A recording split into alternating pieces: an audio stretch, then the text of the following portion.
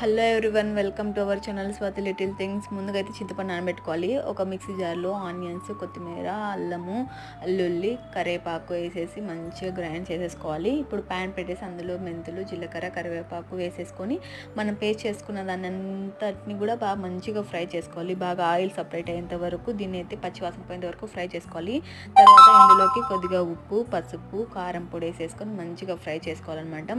తర్వాత మనము ముందుగా నానబెట్టుకున్న చింతపండు పులుసుని అయితే కనుక ఇందులోకి యాడ్ చేసుకోవాలి. కొంచెం వాటర్ మిక్స్ చేసేసి ఇది మొత్తం మంచిగా బాయిల్డ్ అయ్యేంత వరకు పెట్టాలన్నమాట. చూసారా, ఆయిల్ సపరేట్ అయింది. ఈ టైంలో మనము పీతలు వేసేసుకోవాలి.